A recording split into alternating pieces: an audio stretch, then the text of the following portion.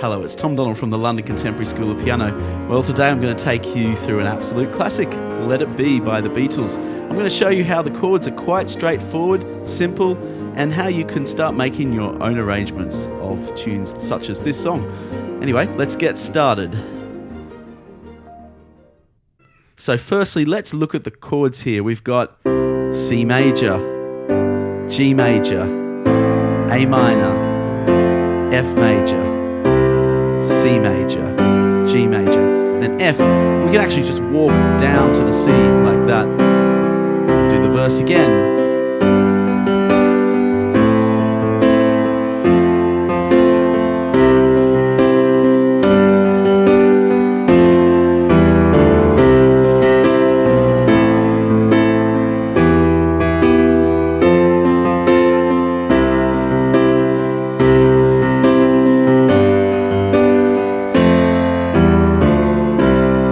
Absolutely classic tune. So the first thing I'm going to show you is how to really understand what's happening with the theory behind this music, because that's the most powerful thing.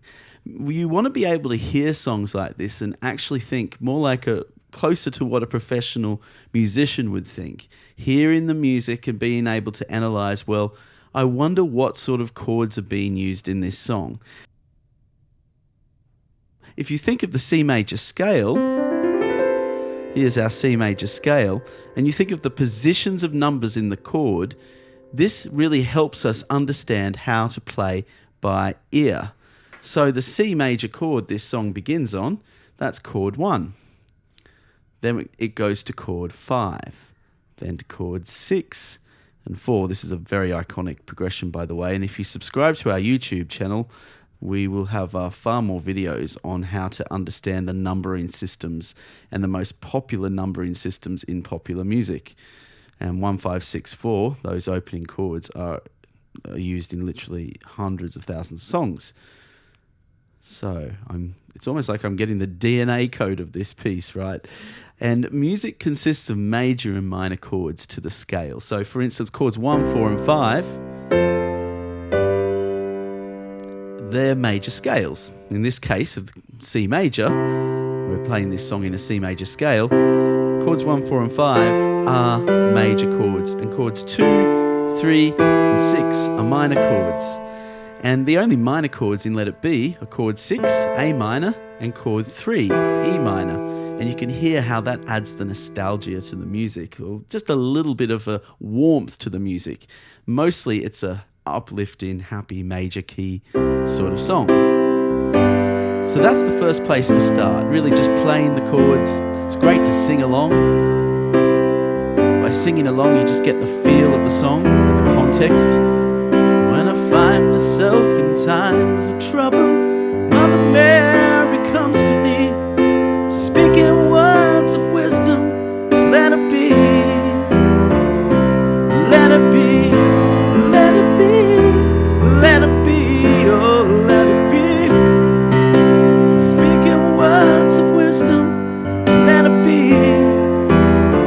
Now you notice I am using some inversions, but just simple tricks with our inversions like dropping the bottom 2 notes or lifting the top 2 notes will ensure a nice smooth passage between your chords. But if you're newer to piano, you can just play these chords all in root. That's fine. That's just a good place to start before you start seeking out those inversions. So we're going to get a little bit trickier now. We're going to make a solo piano arrangement without the singing. Now, I don't regard myself a singer really, but I much prefer to sing and play these songs than just play solo piano arrangements of a lot of them, because they weren't necessarily intended to be solo piano pieces. And what we have to understand is if we are going to make a solo piano piece out of it, we have to do a lot of rearrangement work. And it won't necessarily translate into anything that sounds like the original piece, because these vocal melodies were not necessarily designed for the piano space. So we have to make some translation. But I'm going to just show you some simple things and simple tips how to play the melody and how to find the melody. Now, the good news is that the melody is often sitting inside of the chords somewhere. And understanding chords is a wonderful pathway to learning how to play by ear. So for instance, let's have a look at the right hand chords here and the melody. when I find the melody's at the top of the C major chord here. And then it goes above the C major chord there. And I find myself in times of trouble. Times of trouble. See, that's all notes of the G major chord. Mother Mary comes to me. So you can see how the melody skirts in and around the chord. Speaking words of wisdom.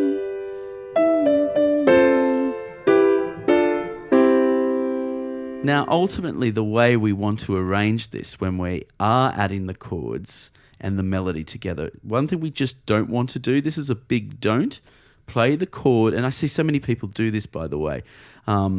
So many people play the chords in the left hand and the melody in the right hand. Now, sometimes that works, but a lot of the time it doesn't. A lot of the time, this is what happens. It's terrible. Face it, that just doesn't sound... It's better to sing it, even if you can't sing. I mean, that just sounds horrible to segregate the melody and the chords like they've got nothing to do with each other. Please avoid playing like that. And even if you pick up a piano method book and you see it written like that in the piano method book, please just ignore the book. It's a bad method. Anyway, rant over on that one. I'm going to show you a better way to play it. And this is sort of what you'd hear a good cocktail pianist do in a piano bar somewhere. They will tend to integrate the melody in the right hand with the chord in the right hand. So it's like the right hand's doing the chord and the melody at the same time, and the left hand is playing some bass underneath. So let's just put this into the right hand to see what we can do.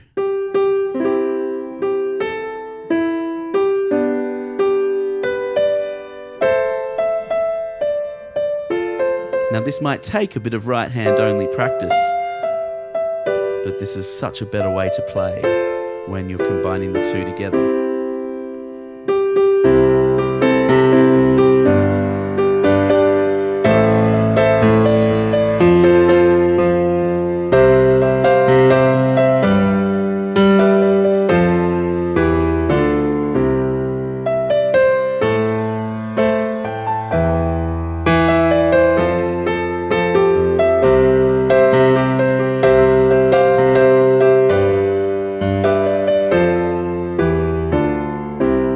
So there's a few things you can gain from today's tutorial.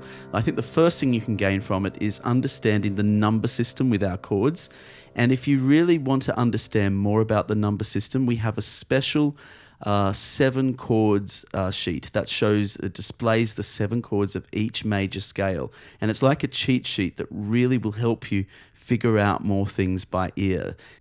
All you need to do is visit our website, contemporaryschoolofpiano.com, and drop us an email or contact us through the website and ask for the 7 chord sheet. We'll gladly send it over to you. But the second thing you can gain from today's video is how to arrange pop songs on the piano.